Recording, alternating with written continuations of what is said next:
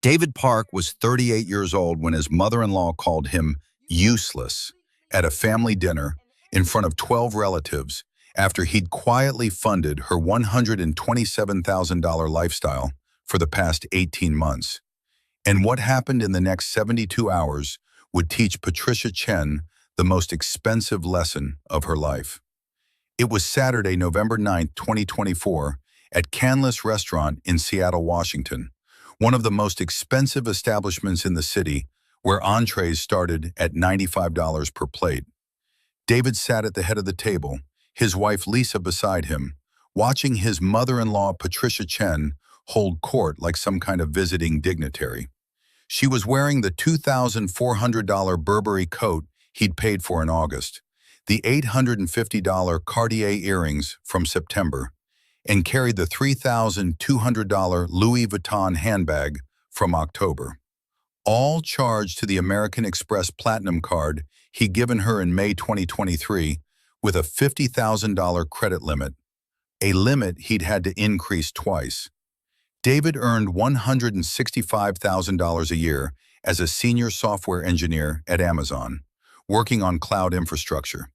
It was good money, especially for someone who'd grown up in a one-bedroom apartment in Federal Way with his single mother who cleaned office buildings.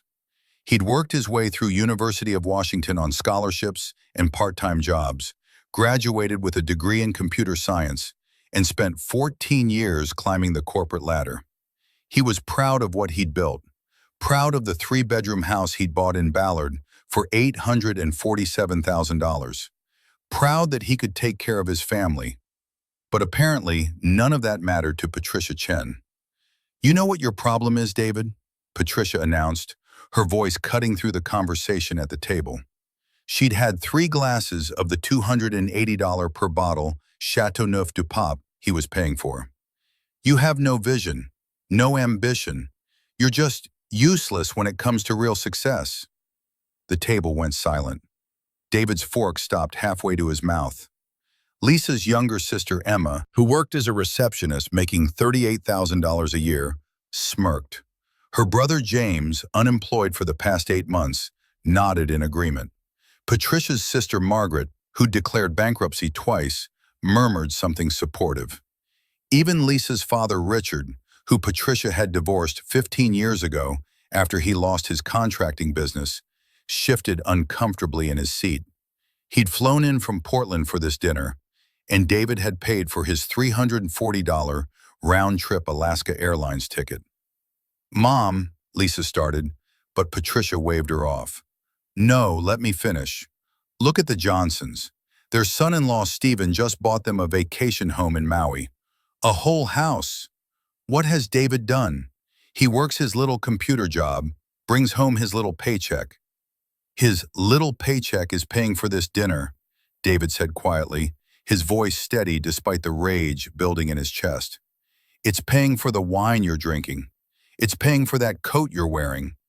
Patricia laughed, actually laughed. "Please, this is basic hospitality. This is what family does. Stephen bought his in-laws a $1.2 million vacation home. You give us dinner once a month. It's embarrassing, honestly." David looked at his wife. Lisa was staring at her plate, her face red. She wasn't defending him. Again, they had no idea what was coming. The dinner had cost $1,847.32, including tip. David paid it with a smile, thanked the server, and helped Patricia into that Burberry coat. He drove them all back to his house, the house he'd bought, the house he paid the $4,200 monthly mortgage on, where Lisa's family was staying for the weekend. He said goodnight to everyone, went upstairs to his home office, and opened his laptop. American Express online account. Login. View authorized users. Patricia Chen. Account opened May 15th, 2023.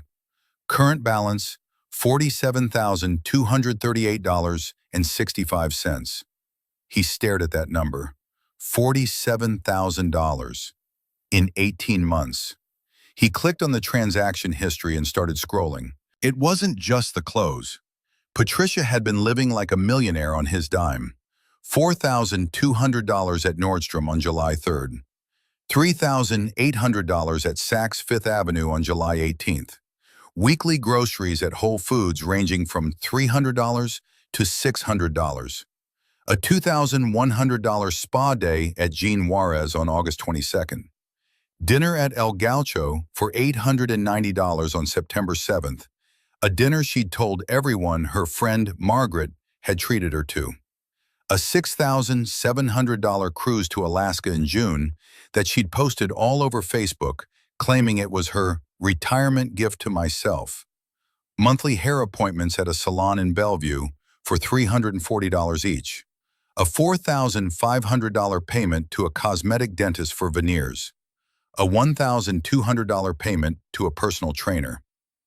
David felt something cold settle in his chest. This wasn't just shopping. This was a complete lifestyle funded by his credit card, while Patricia told everyone, including her own daughter, that David was cheap, unsuccessful, and useless. If you enjoy stories like this in watching entitled people learn expensive lessons, like this video and subscribe to the channel now. There are brand new stories here every day, each one more intense than the last. And tell me where you are watching from. He kept scrolling. The charges went back further than he remembered. Patricia lived in a rent-controlled apartment in Capitol Hill that cost her $1,100 a month, a miracle in Seattle's housing market. She'd retired at 60 from her job as an administrative assistant at a law firm, where she'd made about $52,000 a year. Her pension was $1,800 a month, plus another $1,400 from Social Security she'd started claiming early. That was $3,200 a month in fixed income, plus the $1,100 rent meant she should have had $2,100 left over for expenses. Instead, she'd spent an average of $2,600 per month on his credit card for 18 months. David opened a spreadsheet, he was an engineer after all, and started categorizing. Clothing and accessories, $23,400. Restaurants and entertainment, $11,200. Travel, $8,900. Personal services, salon, spa, trainer, dentist, $7,100. Groceries and household items, $4,200. Miscellaneous, $2,438.65. He sat back in his chair, staring at the numbers. Nearly $50,000. That was almost a year of his after-tax salary.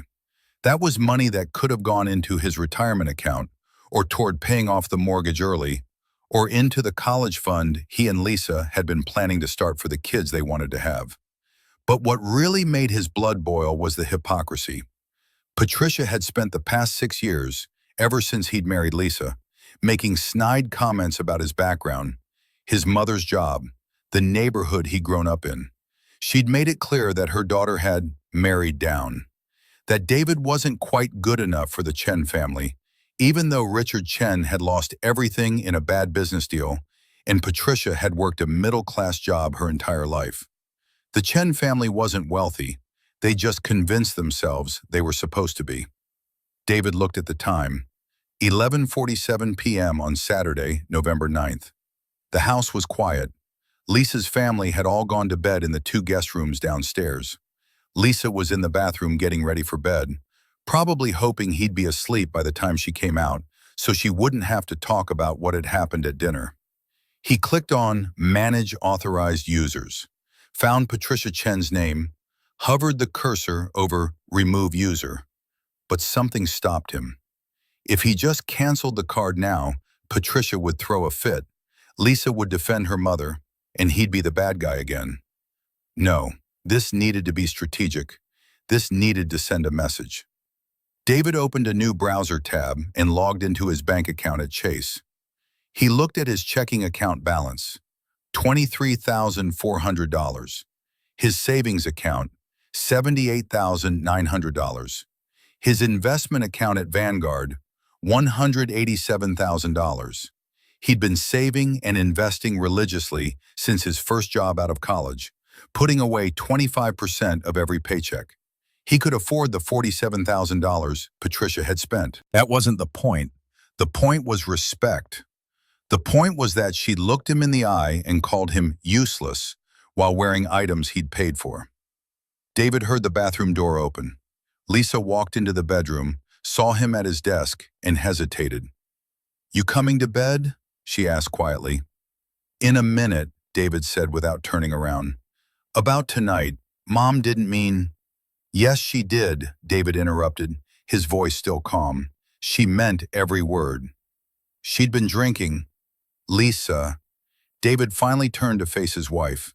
She was 36 years old, beautiful, a middle school teacher who made $67,000 a year and spent most of it on her family. He'd fallen in love with her kindness, her intelligence, her compassion.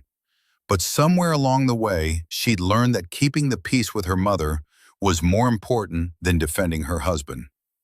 "Do you know how much your mother has spent on that credit card I gave her?" Lisa shifted uncomfortably. "I don't know.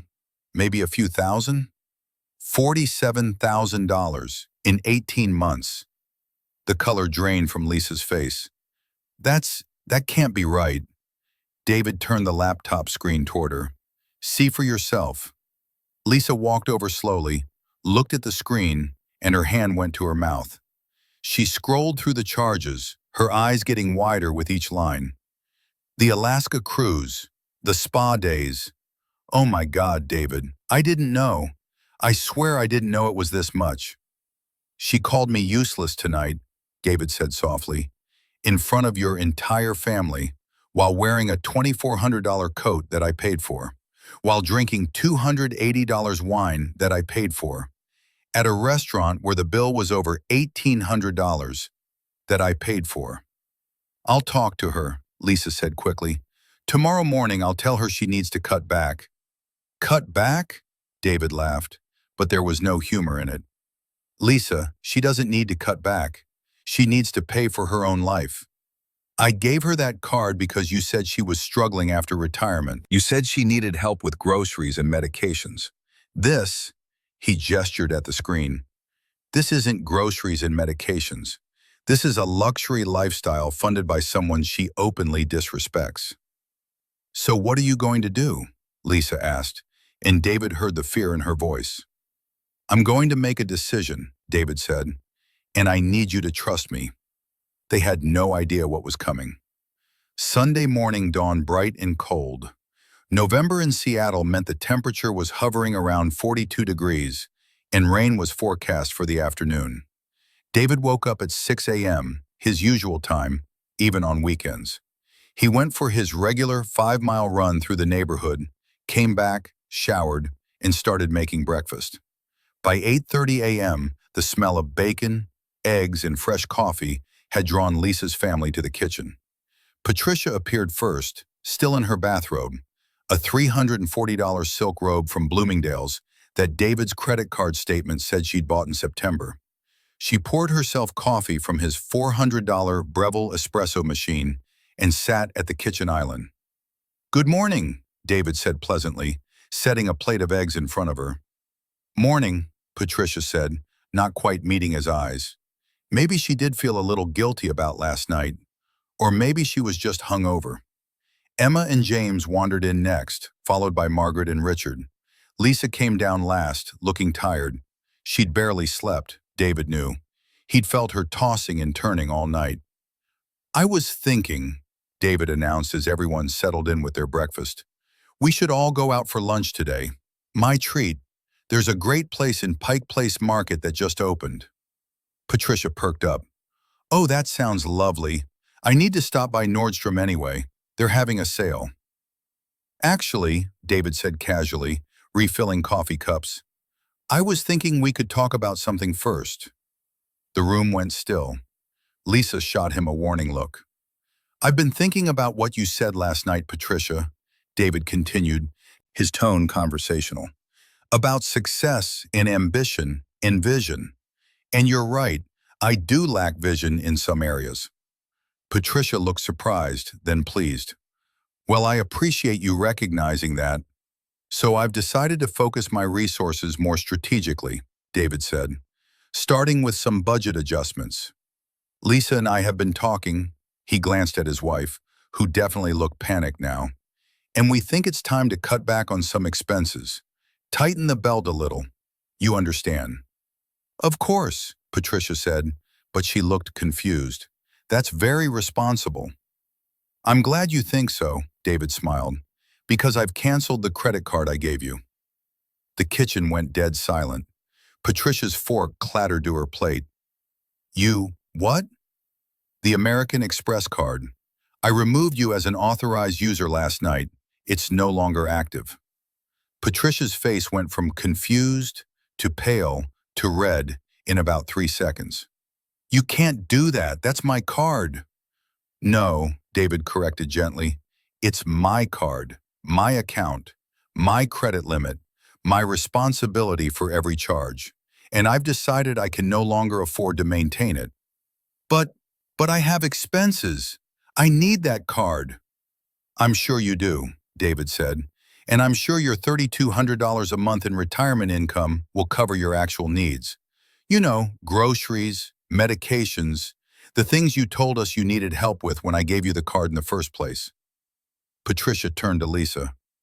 Are you going to let him do this to me? Before Lisa could answer, David spoke up. I'm also going to need you to return some items. The Burberry coat is brand new with tags still on it. You can return that for a $2,400 credit to my card. The Louis Vuitton bag too, that's $3,200.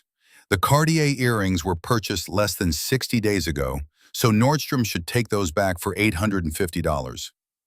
You want me to return my gifts? Patricia's voice was shrill now. They weren't gifts, David said calmly. You spent my money without permission on luxury items while calling me useless. I'd like the money back. This is insane. Patricia stood up, her chair scraping loudly against the floor. Lisa, tell your husband he's being completely unreasonable. All eyes turned to Lisa. David watched his wife's face, saw her struggling with the choice she knew she had to make. Family versus husband, peace versus justice. The pattern she'd followed her entire life versus the marriage vows she'd made 6 years ago. Mom, Lisa said quietly, and David heard something different in her voice. Something he hadn't heard before when she talked to her mother. Did you really spend $47,000 on his credit card? Patricia's mouth opened and closed. It wasn't that much. I saw the statement last night. It was $47,238.65. Emma gasped. James whistled low. Even Richard looked shocked. You told me you were struggling, Lisa continued, and now David heard the anger creeping into her voice. You told me you needed help. So my husband, my generous, hard-working, successful husband, gave you his credit card to help you with necessities. And you spent nearly $50,000 on designer clothes and fancy restaurants and spa days, and then you called him useless? You don't understand, Patricia said, but her voice was weaker now. Everyone my age has nice things. The Johnsons, the Wongs, the Petersons, their children take care of them properly. The Johnsons' son-in-law Stephen is a venture capitalist who makes $800,000 a year, David interjected. I looked him up on LinkedIn last night. He's also 48 years old and has been building wealth for 20 years longer than me. Is that really who you want to compare me to? Patricia's face was bright red now. I deserve to have nice things after working for 40 years.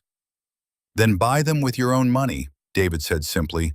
I'm not saying you don't deserve nice things. I'm saying you don't deserve to buy them with my money while insulting me. This is financial abuse, Patricia cried, and David almost laughed at the irony. No, he said, this is financial responsibility. Abuse would be if I tried to control your spending, or demanded access to your accounts, or prevented you from working. I did none of those things. I gave you free access to my credit for 18 months. You spent an average of $2,600 per month, and you called me useless. So now the free ride is over. Patricia grabbed her phone from the table. I'm calling my lawyer. Go ahead, David said. But you'll find that I haven't broken any laws. The card was in my name, you were an authorized user at my discretion, and I'm within my rights to revoke that authorization at any time. Your lawyer will tell you the same thing, probably for about $300 an hour. What happened next shocked everyone at that table, but they had no idea it was just the beginning. Patricia made the call. She went into the living room, and they could all hear her angry voice describing the situation. When she came back 15 minutes later, her face was ashen. He says, Patricia's voice was barely a whisper now. He says you're right, that I have no legal claim to your credit card, that it was a privilege, not a right. I know, David said. I looked it up last night. But what am I supposed to do? I have bills. Pay them with your income, like everyone else does. You don't understand. Patricia was crying now, actual tears streaming down her face. I have my apartment association dues, and my car payment, and my insurance, and you should be able to afford all of those things on $3,200 a month, David said, unless you've been spending beyond your means in other ways too. The look on Patricia's face told David everything he needed to know. What else? Lisa asked, standing up now. Mom, what else? Patricia sat down heavily. I might have opened a few credit cards, store cards, nothing major. How many? David asked. 4, Patricia whispered. Maybe 5. What are the balances? Patricia didn't answer. Mom, Lisa's voice was steel now. What are the balances? Around $32,000. The kitchen exploded. Everyone was talking at once. Emma was demanding to know how this happened. James was asking if she'd used his name for anything. Margaret was suspiciously quiet. Richard looking like he wanted to disappear. David held up his hand and somehow everyone went quiet. So let me make sure I understand, he said.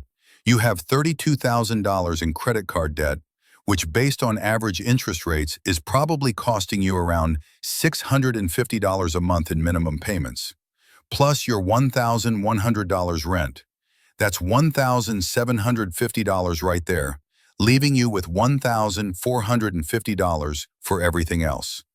And instead of using my card for necessities, which would have helped you manage that debt, you spent $2,600 a month on luxury items, putting yourself further into debt. Patricia said nothing. And then you called me useless. Still nothing. Here's what's going to happen, David said. You're going to pack your things and check out of my house today. I'll call you an Uber to take you home. My treat, one last time. You're going to return every item you bought in the last 60 days that still has tags and can be returned. That should get me back about $8,000 of the money you spent. The rest I'll eat as the cost of learning an important lesson about boundaries. David, Patricia started. I'm not finished, David said, and there was something in his voice that made her stop. You will never, ever speak to me that way again. You will never make comments about my income, my background, my mother, or my value as a husband. If you do, you'll never set foot in my house again. And if you want a relationship with any future grandchildren Lisa and I might have, you'll remember that I'm the father of those children and you'll treat me with respect. You can't dictate, yes, I can. It's my house, my money, my family I'm building with your daughter, and those are my boundaries. You can accept them or you cannot see us. Your choice. Patricia looked at Lisa, desperate for support. But Lisa was staring at David with an expression he'd never seen before. It wasn't anger or disappointment. It was something else, something that looked almost like pride. He's right, Mom, Lisa said softly. Everything he just said, he's right. And that's when Patricia Chen finally understood what she'd lost. Make sure you're subscribed to this channel if you have not, because the ending of this story will blow your mind. And drop a comment below telling me what you think Patricia deserves after what she did. The Uber arrived at 11:15 a.m. David had called for an Uber XL to fit Patricia and her luggage. She'd brought a lot for a weekend visit. The driver helped load her bags while Patricia stood in the driveway, her face still red and blotchy from crying. Emma and James had decided to leave with her, both of them clearly uncomfortable with how the morning had turned out. Margaret, Patricia's sister, had given David a long look before leaving and said something that surprised him. "She had this coming. Good for you, son." Richard, Lisa's father, had pulled David aside privately. "I should have done something like this years ago," he'd said quietly, "before I lost everything. Patricia's always had champagne taste on a beer budget. It destroyed our marriage and damn near destroyed my business. Don't let it destroy yours." Now it was just David and Lisa, standing on their front porch, watching the Uber pull away. "I can't believe you did that," Lisa said. David tensed, waiting for the criticism. "I can't believe it took you this long," she continued. "David, I am so sorry. I should have seen what was happening. I should have defended you last night and 100 other times before that. I was so used to keeping the peace, to making excuses for her."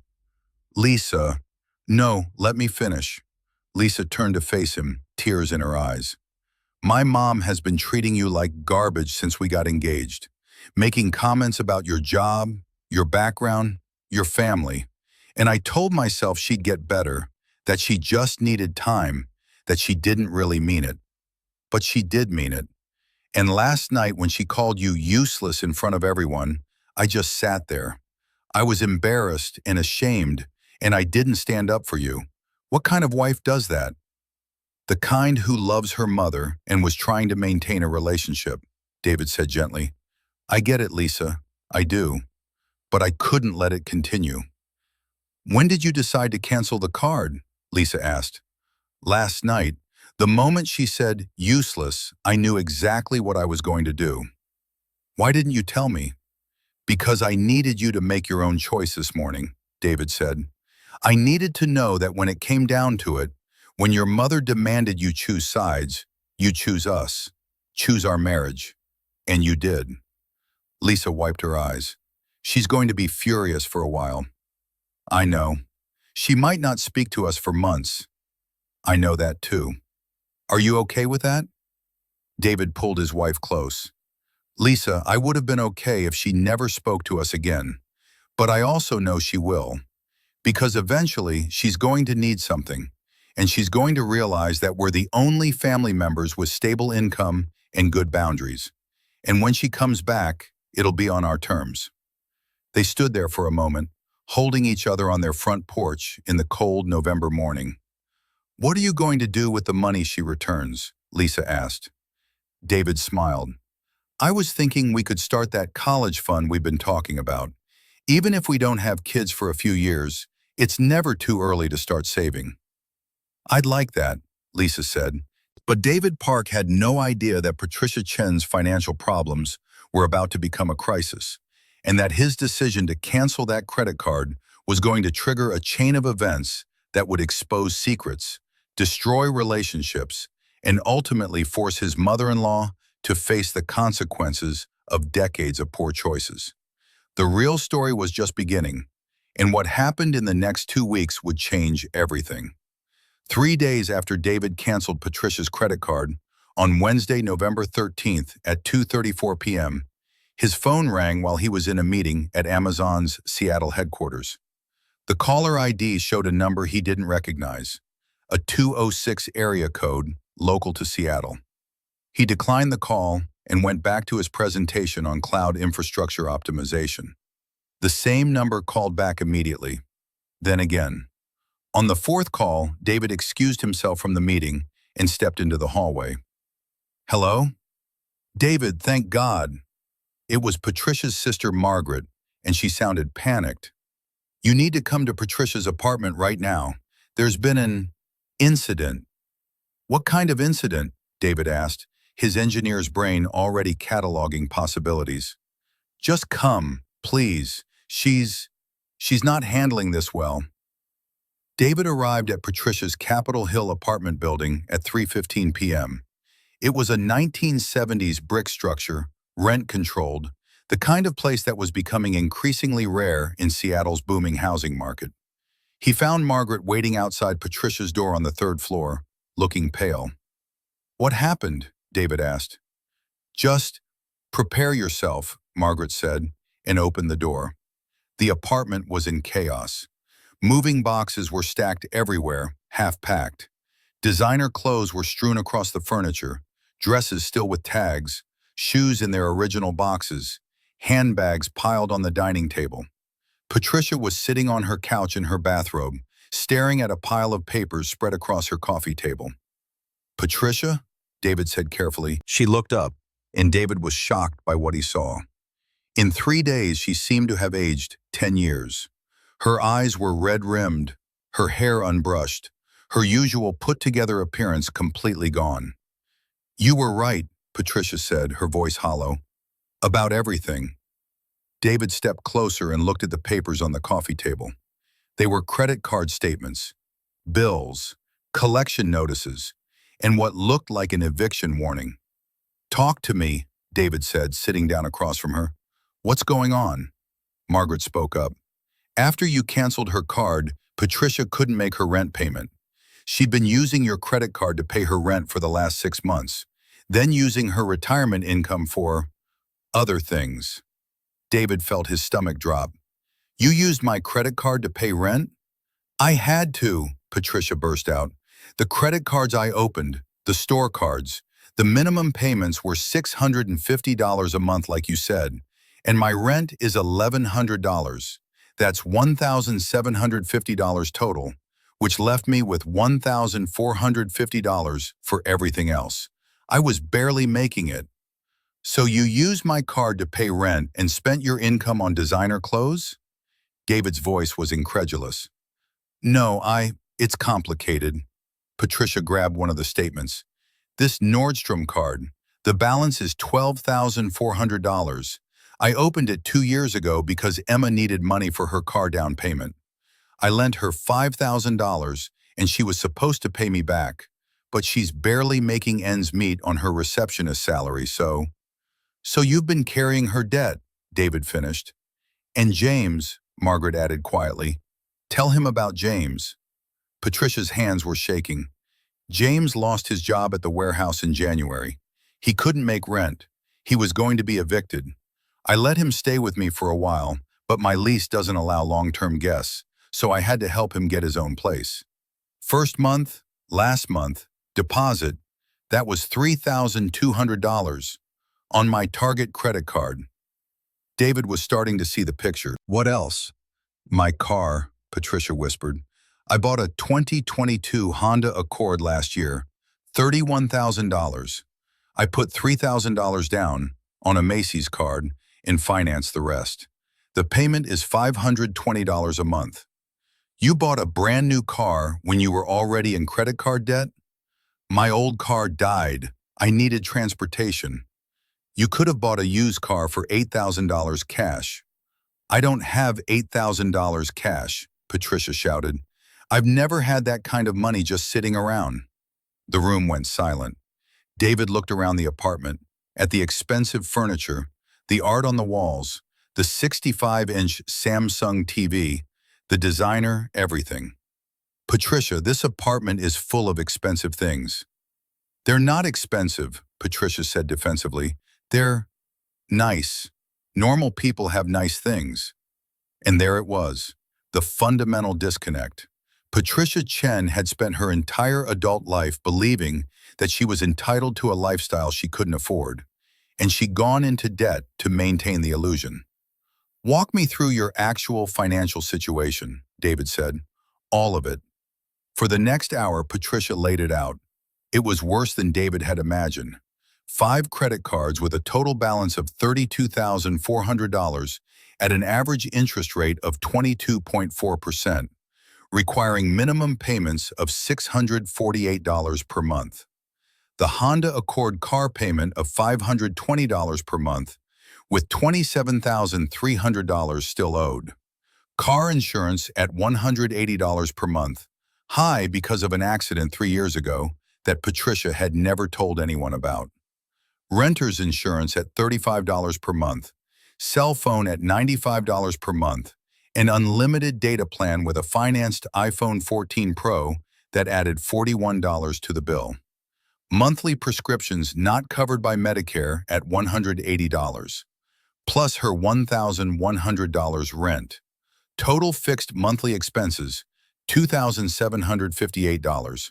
Monthly retirement income, $3,200.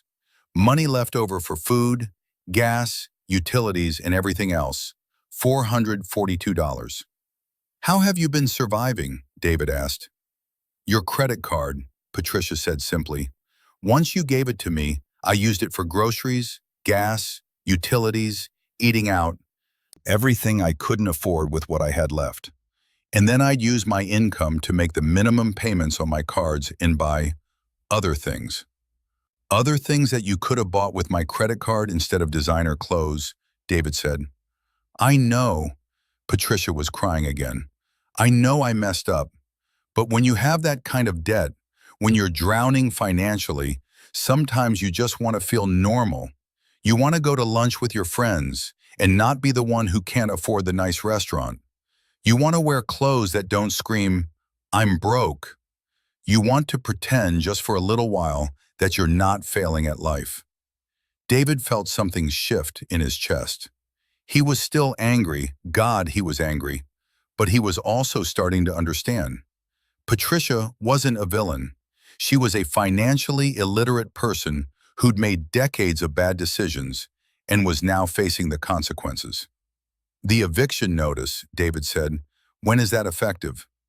December 1st, Margaret answered. She's been here for 12 years. The landlord was willing to work with her when she was late before, but this month she told him she couldn't pay at all. He's done. Where were you planning to go? Patricia didn't answer, just gestured helplessly at the moving boxes. She doesn't have anywhere to go, Margaret said. I'm in a one-bedroom in Tacoma.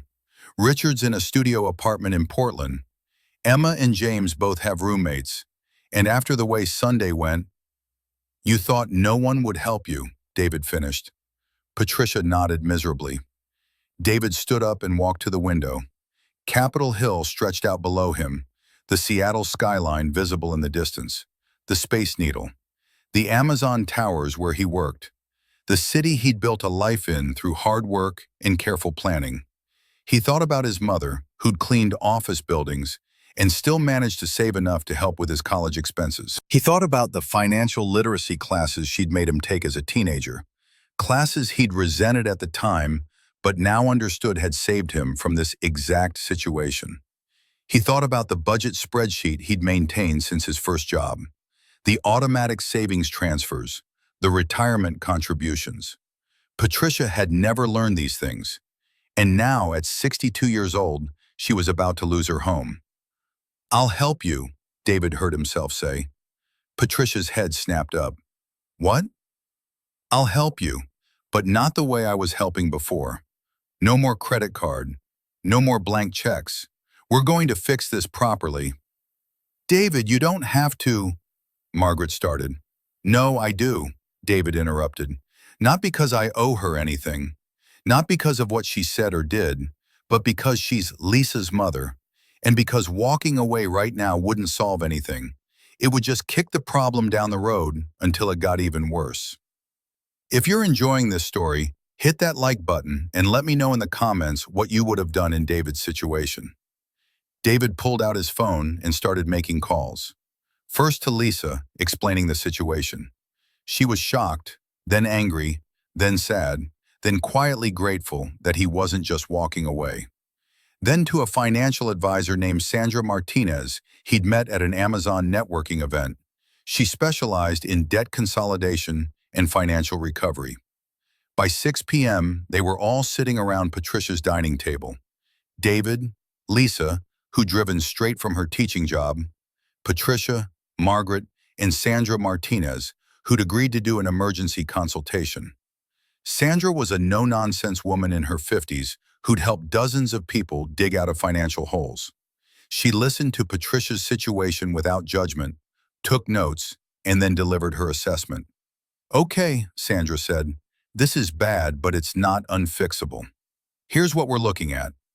$32,400 in credit card debt, $27,300 in car debt, monthly expenses of $2,758 against income of $3,200. Patricia, you're upside down by about $57,000, and you're bleeding $442 a month before utilities and food. Can she declare bankruptcy? Margaret asked. She could, Sandra said, but at 62, with her primary assets being a car and retirement accounts, bankruptcy would damage her credit for 7 to 10 years, making it almost impossible to rent an apartment and potentially affecting her ability to get utilities or even a job if she needed one. It's a nuclear option. Let's look at alternatives first. What alternatives? Patricia asked weakly. Sandra pulled out a calculator and a legal pad. First, the car. You owe $27,300 on a vehicle worth about $24,000. You're underwater. But if we sell it and use the equity from David's family to cover the shortfall— No, David said firmly. I'm willing to help, but not by just throwing money at the problem. Patricia needs to learn to fix this herself. Fair enough, Sandra said unfazed.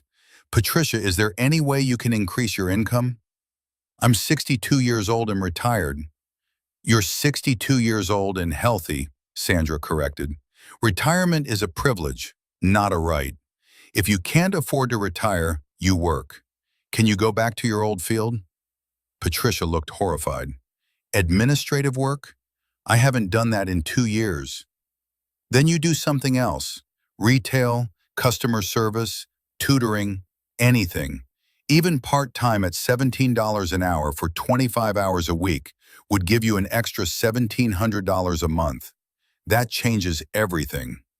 David watched Patricia's face cycle through emotions: denial, anger, fear, and finally, reluctant acceptance. I could look for work, Patricia said quietly. Good, Sandra said. Next, the car. You don't need a $31,000 Honda. You need transportation. If we sell the Honda and buy a $7,000 reliable used car, a 2015 Toyota Corolla or Honda Civic, we eliminate your $520 car payment and reduce your insurance by about $80. That's $600 a month saved. But I'll still owe money on the Honda loan after we sell it, Patricia protested. About $3,300, yes, Sandra confirmed. Which brings me to David. Are you willing to loan Patricia money with a formal repayment plan? David thought carefully. How much are we talking about? I'm proposing a debt consolidation strategy. Patricia has $32,400 in credit card debt at 22% interest, which means she's paying about $600 a month just in interest, more than half her minimum payment. If you loan her $32,400 at, say, 5% interest with a structured 5-year repayment plan, she'd pay you about $610 a month, but actually be paying down the principal. Over 5 years, she'd pay you back $36,600 total, instead of paying the credit card company's $47,000 plus in interest alone. Lisa spoke up. So David loans Mom money to pay off all her cards, and then she pays him back monthly? Exactly, Sandra said, with a formal promissory note, interest rate, payment schedule, everything legal and binding. It saves Patricia thousands in interest while giving David legal recourse if payments aren't made. And the $3,300 for the car? David asked. That could be part of the loan, making it $35,700 total, Sandra said. Or Patricia could work out a payment plan with the dealership or bank. David did the math in his head. $35,700 was less than what Patricia had already spent on his credit card, and this time he'd get it back, with interest. I'll do it, David said, on 3 conditions. Name them, Patricia said, and for the first time David heard humility in her voice. 1. You get a part-time job within 30 days and keep it for at least 2 years. 2. You sell the Honda and buy a cheaper car. 3. You work with Sandra for 6 months to learn basic financial literacy, budgeting, saving, credit management, all of it, and you stick to the budget we create. I agree, Patricia said immediately. There's a fourth condition, David added. But it's not financial. Patricia waited. You apologize. Really apologize. Not because you need my money, but because you understand that what you said was wrong, that how you've treated me for 6 years was wrong, and that you're genuinely sorry. The room went quiet. Patricia looked down at her hands, at the manicure David's credit card had paid for, at the rings she'd bought on sale at Nordstrom, at the life she'd built on credit and judgment. I am sorry, Patricia said, and her voice broke. David, I am so sorry. You were right. About all of it. I've spent 6 years judging you for not being wealthy enough, sophisticated enough, successful enough, when the truth is you're more financially stable and responsible at 38 than I've been in my entire life. I called you useless when you've been supporting not just Lisa, but me, and probably half this family without anyone even acknowledging it. I was jealous and insecure, and I took it out on you, and I'm sorry. David felt Lisa's hand find his under the table and squeeze. Apology accepted, he said quietly. Now let's fix this. They worked until midnight. Sandra drew up a preliminary budget, a debt consolidation plan, and a roadmap for Patricia's financial recovery. David transferred $35,700 from his investment account to pay off Patricia's credit cards and cover the car loan shortfall. Sandra wrote up a promissory note for $35,700 at 5% interest to be repaid at $610 per month for 60 months, with the first payment due January 1st, 2025. Patricia signed it with shaking hands. Now, Sandra said, let's talk about immediate changes. Tomorrow, you're going to cut up every credit card except one. Keep your oldest card for credit history, but with a limit you set at $500 for emergencies only. You're going to call your landlord and explain that December's rent will be paid on time, and work out a payment plan for November. David, are you willing to cover November's rent as part of this loan? Add it to the total, David said. Let's make it an even $36,800. Sandra revised the promissory note. Patricia signed again. Phone plan, Sandra continued. You're going to switch to a budget carrier. $95 a month for unlimited data is absurd. You can get the same service for $40 at Consumer Cellular or Mint Mobile. But my iPhone will work fine on a cheaper plan, Sandra said firmly. You're going to pay off that finance phone and start treating it like the $1,200 computer it is, not a fashion accessory you replace every year. They went through every expense. Subscriptions Patricia didn't need, gym memberships she didn't use, food delivery services she could replace with cooking, salon appointments that could become once quarterly instead of monthly. The manicures could be done at home. The personal trainer was gone. By the time they were done, Patricia's monthly budget looked completely different. Rent, $1,100. Loan payment to David, $622, increased to cover the $1,100 rent addition. Car insurance, $100 with cheaper car. Renter's insurance, $35. Cell phone, $40. Prescriptions, $180. Gas, $120. Groceries, $300. Utilities, electric, water, internet, $180. Miscellaneous emergency fund, $115.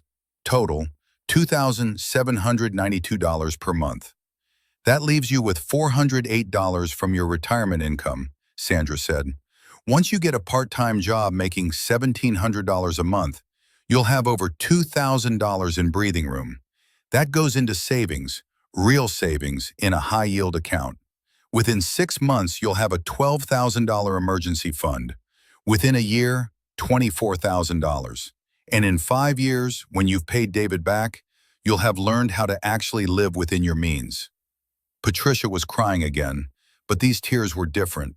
Relief, maybe, or gratitude, or the emotional release of someone who'd been drowning and finally found solid ground.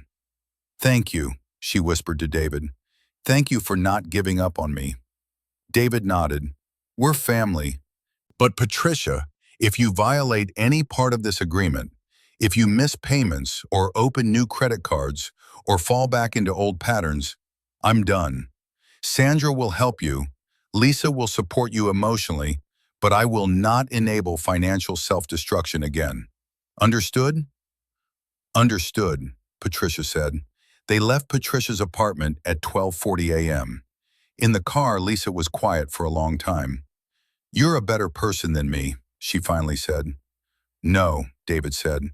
"I'm just thinking long term. If we'd walked away, your mom would have been evicted, probably ended up moving in with one of us out of desperation, and the whole situation would have exploded even worse. This way, she has a path forward. She has accountability, and she has consequences. $36,800 worth of consequences that she'll be paying back for 5 years. "Do you think she'll actually stick to it?" Lisa asked. "I don't know," David admitted, "but Sandra's going to monitor her for 6 months, and if she doesn't, we'll know immediately.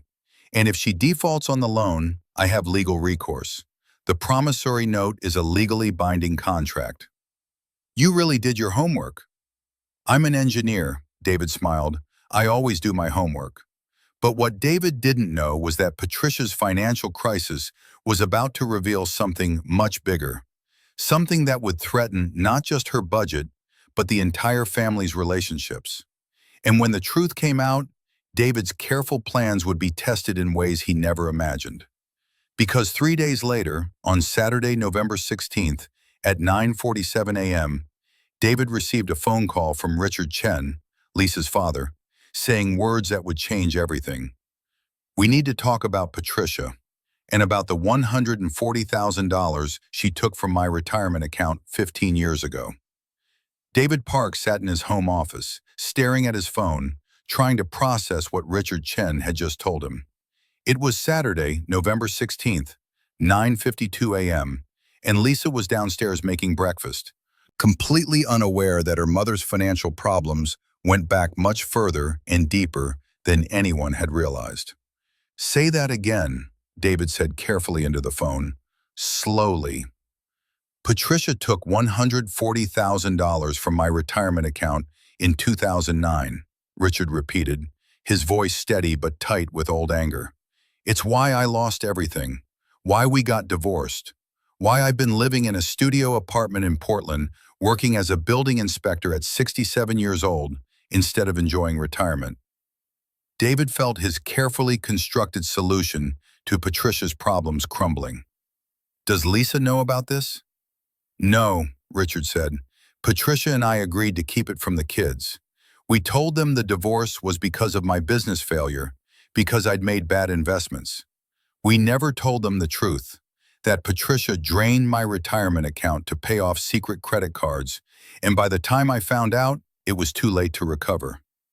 "How did she access your retirement account?" "We had a joint account at Fidelity. Back then, either of us could make withdrawals.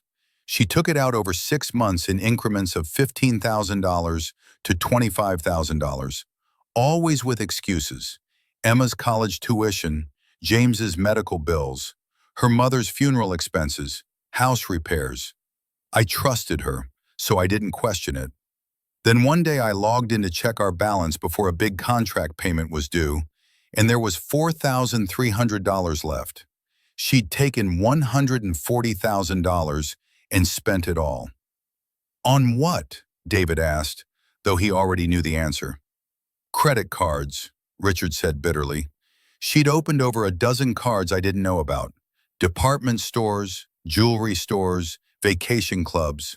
She was spending $4,000 to $5,000 a month beyond our income for years, and when she maxed them all out, she paid them off with my retirement money. When I found out, when I confronted her, she said she'd pay it back. She swore she would. But then my contracting business hit a rough patch. Partly because I didn't have that $140,000 to invest in new equipment, and everything fell apart. We lost the house, filed for divorce, and she never paid back a cent. David closed his eyes. This was so much worse than he'd thought. Why are you telling me this now? Because when Margaret called me after your meeting with Patricia on Wednesday, when she told me about the debt consolidation loan you were giving her, I realized you didn't know. You thought this was a recent problem, that it was about retirement and the credit card you gave her. But David, this is who Patricia is. This is a 40-year pattern of overspending, lying about money, and letting other people pay for her choices. Did you ever take legal action? Try to get the money back? What was I going to do? Sue my ex-wife, the mother of my children? Drag our family through court? I was already destroyed financially and emotionally. I just wanted it to be over. So I walked away, rebuilt my life as much as I could, and told myself the kids didn't need to know their mother was a thief. Richard, Lisa needs to know this. I know, Richard said quietly. That's why I'm calling, because you're about to lend Patricia nearly $37,000, and I don't want you to make the same mistake I did. She needs professional help, David. Not just financial advice, real psychological help for whatever compulsion makes her spend money she doesn't have to maintain an image she can't afford. They talked for another 20 minutes. Richard gave David dates, account numbers, rough timelines of the withdrawals. He even offered to send documentation. He'd kept everything, all these years, just in case. By the time they hung up, David felt sick. He went downstairs. Lisa was at the kitchen table, scrolling through her phone, eating scrambled eggs. She looked up and smiled. Hey, I made you some. What's wrong? David sat down across from her. I just got off the phone with your dad. Lisa's smile faded. Is he okay? He's fine, but he told me something about your mom, something that happened before your parents' divorce. David, if this is about their marriage, I really don't. Lisa, your mom stole $140,000 from your dad's retirement account to pay off secret credit cards. The kitchen went silent. Lisa's fork clattered to her plate. What? For the next 30 minutes, David laid it out. Everything Richard had told him. The joint fidelity account, the 6 months of incremental withdrawals, the dozen maxed-out credit cards, the lies about where the money was going, the collapse of Richard's business, the divorce. Lisa listened without interrupting, her face growing paler with each detail. When David finished, Lisa stood up abruptly and walked to the window. She stood there for a long time, her back to him, shoulders shaking. David realized she was crying. Lisa, she let us think it was his fault, Lisa said, her voice breaking. For 15 years, we thought Dad had made bad investments and lost everything. Emma barely talks to him because she thinks he destroyed our family's financial stability. James asked him for money for college and was furious when Dad said he didn't have any. We all judged him, and the whole time it was your mother who destroyed everything, David finished gently. Lisa turned around and David saw something in her face he'd never seen before. A cold fury that reminded him of his own expression when Patricia had called him useless. Call her, Lisa said. Call my mother and tell her to come over here right now. Lisa, maybe we should. Right now, David. We're done protecting her from consequences. We're done letting her rewrite history. I want the truth, and I want it today. Patricia arrived at 11:30 a.m., brought by Uber. She'd already sold the Honda Accord for $23,700 and was in the process of buying a 2014 Toyota Corolla for $6,800. She looked better than she had on Wednesday, more put together, almost optimistic. Sandra Martinez's intervention had given her hope. That hope died the moment she walked into David and Lisa's living room and saw their faces. Sit down, Mom, Lisa said, and her voice was ice. Patricia sat. David remained standing, leaning against the wall. This was Lisa's confrontation to lead. Dad called David this morning, Lisa began.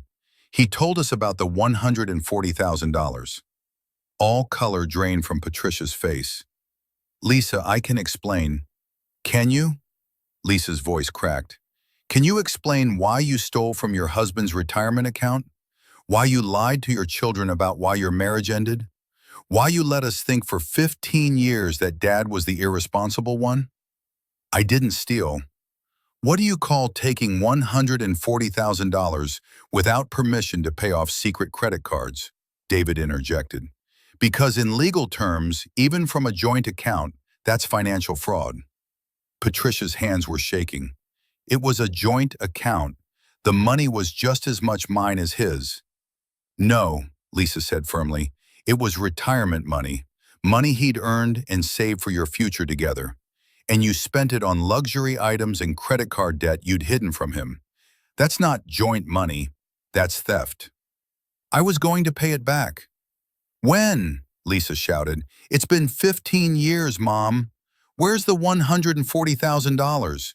Where's even $10,000 of it? You've never paid him back anything. Patricia was crying now. I couldn't. After the divorce, I was on my own, trying to rebuild, and then I retired, and I didn't have enough money and you did exactly the same thing again, David said quietly. You spent 6 years making me feel inadequate for not buying you a vacation home in Maui, while you'd already destroyed one man's retirement and were working on draining my resources next. That's not fair.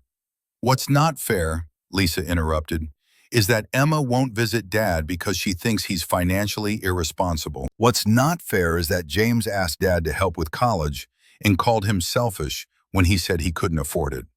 What's not fair is that you've been playing the victim for 15 years while Dad worked as a building inspector at 67 years old to survive.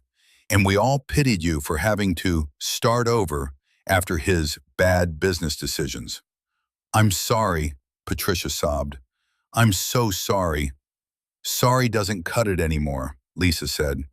David and I are helping you now because we thought this was a recent problem, that you'd fallen into debt after retirement and just needed guidance. But this isn't new.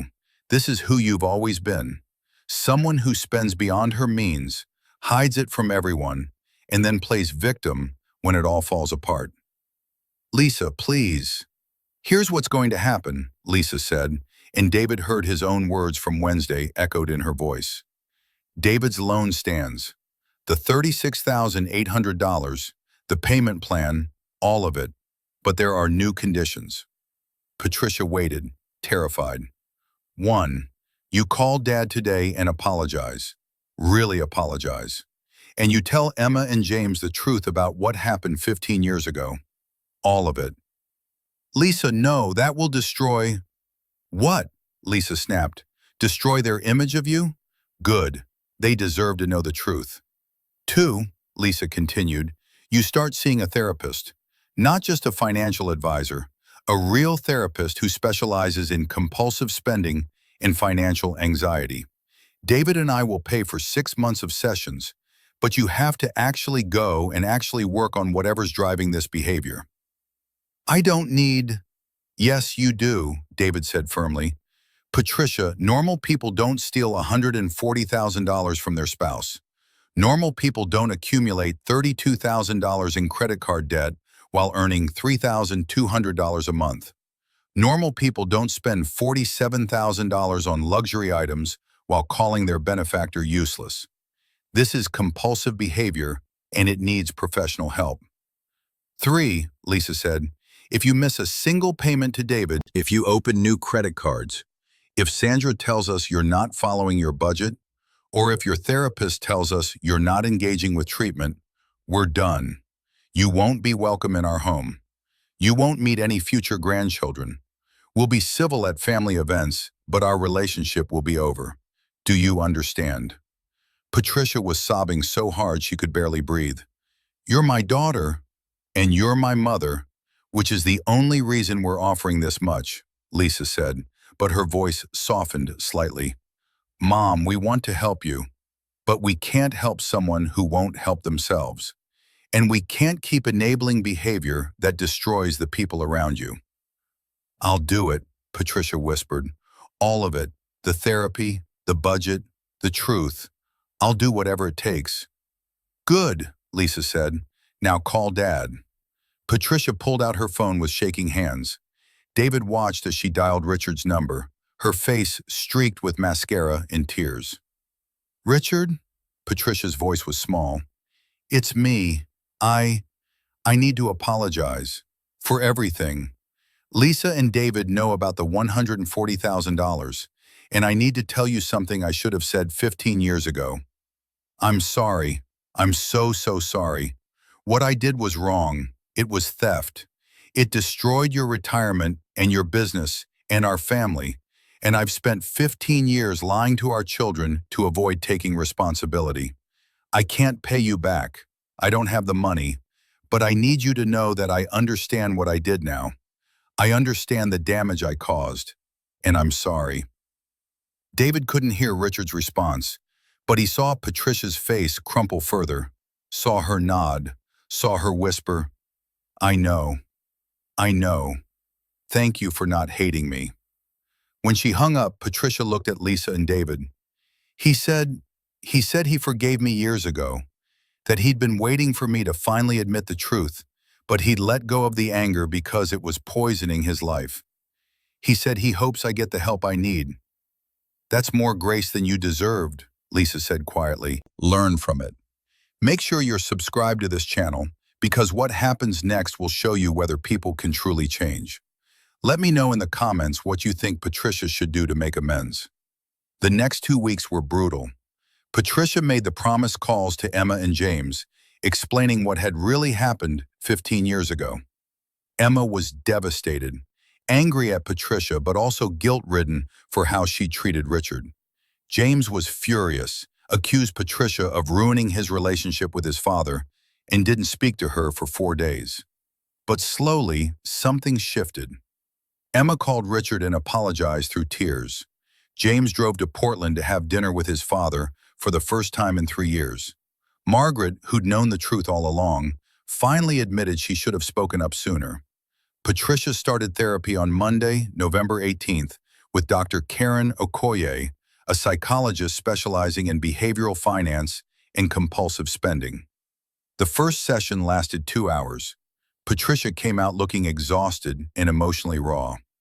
She said, I use spending as a way to manage anxiety, Patricia told Lisa and David over coffee that afternoon, that I grew up poor and developed a belief that my worth was tied to what I owned and how I appeared to others, that I've been trying to buy my way into a social class I don't actually belong to because I'm terrified of being seen as less than. Does that feel true? Lisa asked gently. Patricia nodded. My parents were immigrants. We had nothing. I swore my children would have better, that I'd never be the poor woman in hand-me-downs and bargain shoes. But I took it too far. I confused better with luxury. I confused financial security with financial display. That's good insight, David said. What's the treatment plan? Weekly therapy for 6 months. Daily spending logs. I have to write down every dollar and the emotion I was feeling when I spent it. Cognitive behavioral therapy to address the anxiety. And she wants me to attend Debtors Anonymous meetings. Will you go? Lisa asked. I don't have a choice, Patricia said. You were right, I need help. Real help. Not just a budget, but understanding why I ignore budgets in the first place. Patricia got the part-time job on November 21st. A position at a local library, shelving books and helping with computer classes, $18 an hour for 24 hours a week. It would add $1,728 per month to her income before taxes. She'd be working with people her own age, in an environment that valued education and community over consumption and status. It was perfect. She bought the 2014 Toyota Corolla for $6,800 on November 23rd, paying cash with the money left over from selling the Honda. It was silver, reliable, with 89,000 miles and a clean service history. It wasn't luxurious, but it ran well and the insurance was cheap. She cut up all but one credit card on November 25th, keeping only her oldest Visa with a $1,000 limit for emergencies. Sandra had her call the credit card companies to close the accounts properly, not just destroy the cards. By December 1st, Patricia's apartment was decluttered. She'd sold designer items she never wore, returned items that were still returnable, and donated bags of clothes to Goodwill. Her apartment looked different now, simpler, but somehow more peaceful. She made her first loan payment to David on January 1st, 2025, $622, exactly on time, transferred via Zelle at 9 a.m. With it came a text, first of 60 payments. Thank you for believing I could change. David showed Lisa the message. They were sitting on their couch on New Year's Day, starting the year together. Do you think she will? Lisa asked. Change, I mean, really change? I don't know, David admitted. Dr. Okoye says behavioral change takes 18 months to 2 years to stick permanently. Patricia's only been at this for 6 weeks. There will be setbacks. She'll have days where she wants to buy something expensive to feel better. But she has support now. She has accountability, and for the first time in her life, she has to face the actual cost of her choices. What about us? Lisa asked quietly. What about us? Do you resent me? For what my mom did? For not defending you sooner? For the money you lent her? David pulled Lisa close. No, I don't resent you. I love you. And this whole situation, as messy and painful as it's been, it taught us something important. What's that? That boundaries aren't cruel. They're necessary. That helping people sometimes means letting them face consequences. And that we're stronger as a team than I ever gave us credit for. Lisa smiled and kissed him. Thank you for not giving up on her. Or on us. Thank you for choosing us when it mattered, David replied. On January 15, 2025, David received an email from Sandra Martinez with a subject line that made him smile. Patricia Chen, 75-day progress report exceeding expectations. The email detailed Patricia's adherence to her budget, her consistency with therapy, her engagement with Debtors Anonymous, her performance at her library job, and her improved relationships with her children. There was even a note that Patricia had opened a high-yield savings account and deposited her first $200. She's doing it, David said to Lisa that evening. She's actually doing it. Don't jinx it, Lisa warned, but she was smiling too. 3 months later, on April 9, 2025, Patricia invited David, Lisa, Richard, Emma, James, and Margaret to her apartment for dinner. Not dinner at an expensive restaurant, dinner at her home, cooked by her, with food she'd budgeted for and prepared herself. It was simple: baked chicken, roasted vegetables, rice, salad. Nothing fancy, but it was the best meal David had ever eaten at Patricia's because it represented something profound: authenticity. Patricia was done pretending to be someone she wasn't. After dinner, Patricia stood up and clinked her water glass. I want to say something to all of you. These past 5 months have been the hardest of my life. Facing what I'd done, admitting my mistakes, living within my means, it's been humbling and scary and exhausting. But it's also been freeing. I don't have to pretend anymore. I don't have to lie about what I can afford, or steal from people I love, or perform this version of success that was killing me. She looked at Richard. Dad, I owe you more than I can ever repay, but I'm starting small. I've set up a payment plan, $100 a month from my library paychecks, transferred directly to your account. It'll take me 116 years to pay back $140,000 that way, but it's something. It's acknowledgement. It's trying. Richard's eyes were wet. Patricia, you don't have to. Yes, I do, Patricia said firmly. Not for you, for me, so I can look at myself in the mirror and know I'm trying to make it right. She turned to Emma and James. I'm sorry I lied to you about your father. I'm sorry I let you think he was irresponsible when the truth was I was the one destroying our family's finances. You both deserve better. Emma was crying. James nodded, his jaw tight. Patricia looked at David and Lisa. And to you too, David, you saved my life. Not with money, though that helped, but with boundaries, with accountability, with refusing to enable my self-destruction. You taught me that real love sometimes looks like tough love. And Lisa, I'm sorry I made you choose between your mother and your husband. You should never have been in that position. Mom, Lisa started. Let me finish, Patricia said. I want to share what Dr. Okoye helped me understand. I grew up believing my worth came from what I owned, that respect had to be purchased, that love was conditional on maintaining a certain image. So I spent money I didn't have to buy approval I never got. And in the process, I destroyed my marriage, damaged my relationships with my children, and nearly destroyed my son-in-law's finances while calling him useless. She took a breath. The irony is that David was never useless. He was the most useful person in my life. He gave me exactly what I needed, which wasn't more money to waste. It was a boundary that forced me to face reality.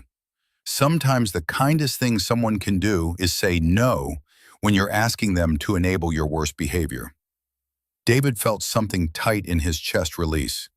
This was real. This was genuine growth. I'm not fixed, Patricia continued. Dr. Okoye says I probably never will be fixed, that this is something I'll manage for the rest of my life, like any addiction. But I'm 136 days sober from compulsive spending. I have $847 in my emergency fund. I've made 4 on-time payments to David. I have a job I actually enjoy. And for the first time in decades, I'm not lying to anyone about money. She raised her water glass. So thank you, all of you, for not giving up on me, for holding me accountable, for believing I could change even when I wasn't sure I could. They all raised their glasses, water for most, a single glass of affordable wine for Richard and Margaret. To truth, Patricia said, to consequences, to growth, and to family that loves you enough to let you face your own mistakes. To family, they echoed. After everyone left, David and Lisa stood on Patricia's apartment building steps, looking out at the Seattle night. Your mom really has changed, David said. I think so, Lisa agreed. But I'll feel better after 18 months, like Dr. Okoye said. Fair enough, David smiled. Lisa, can I ask you something? Anything. That night at Canlis, when your mom called me useless and you didn't defend me, what were you thinking? Lisa was quiet for a long moment.